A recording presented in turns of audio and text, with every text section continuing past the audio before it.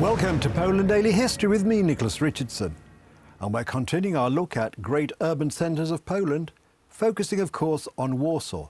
And I'm delighted to be joined in the studio by my colleague Adam Starzyński, who's going to take the story up from the First World War, where we left off, to the modern era. Adam, welcome back and thank you for joining us. Thanks for having me. Now, we left Warsaw around the First World War. Yes. It was naturally for the Polish people.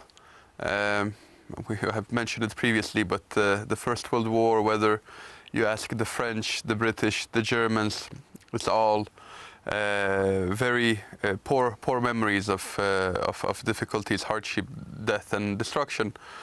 Naturally, all of it took place in Poland, as well as the front line on the Eastern Front went back and forth a couple of times between the Germans and the Russians and the Austrians on one side. But the end result for Poland was highly beneficial, as it was for the rest of Central Eastern Europe, which after the Versailles Treaty, or even in the lead up to it, but at least it was cemented, you could say, in the Versailles Treaty, that a lot of nations either regained or gained for the first time their independence, Poland naturally being the largest of these states. And it was the first time after 123 years that Poland regained independence. Warsaw, being the capital city, was in many ways the symbol of this new independence. The Roaring Twenties were as roaring in Warsaw as they were in the US and other parts of the continent of Europe. So there was this sense of optimism.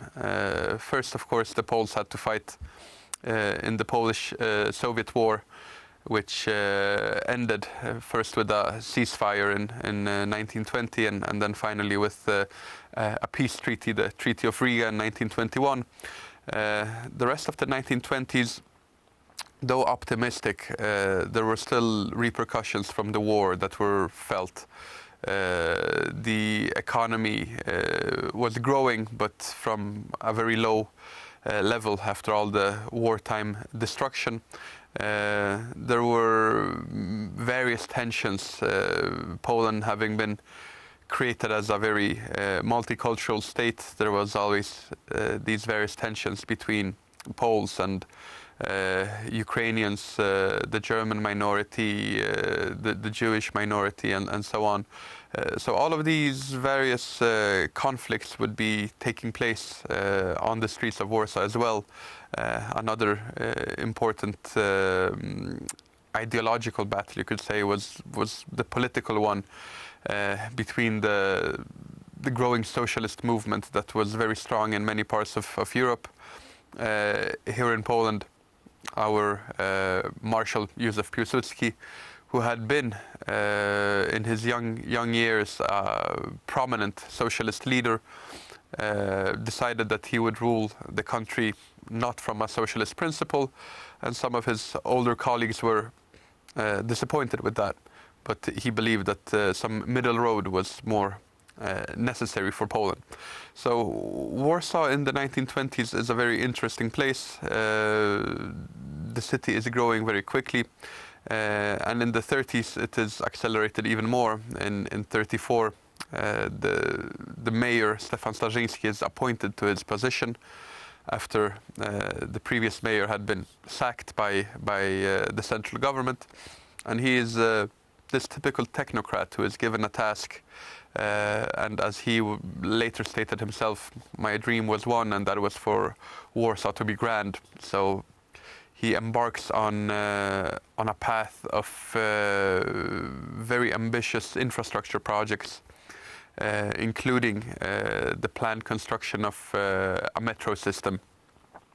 Unfortunately, the outbreak of the Second World War puts an end to many of those plans, but I know there are many Poles who, even today, from time to time, go on YouTube and watch some of these videos of Warsaw in color before the war. Yes, they're fascinating. And it really seems like a different era, different world. Sometimes it feels like a different city, but at the same time, there are also moments when you recognize that, oh yeah, this building looks exactly the same. The outlay of the street looks identical, and it really is fascinating. Sometimes you could almost watch for hours. But as we mentioned, in 1939 it all changes, and the destruction comes on Warsaw very quickly. We mentioned in a previous episode when we were talking about the city of Krakow that Krakow was spared destruction in 1939. However, Warsaw, as usual, I would almost say, suffered a different fate. Adam, as usual, the clock in the corner of the room is showing that we've run out of time, but we'll pick it up next time. So thank you. There we are. I've had to interrupt Adam almost in mid-sentence, but fear not. If you join us next time, as we hope you will, we'll pick up the story and continue our examination of the history and modern development of Warsaw. Thank you for watching.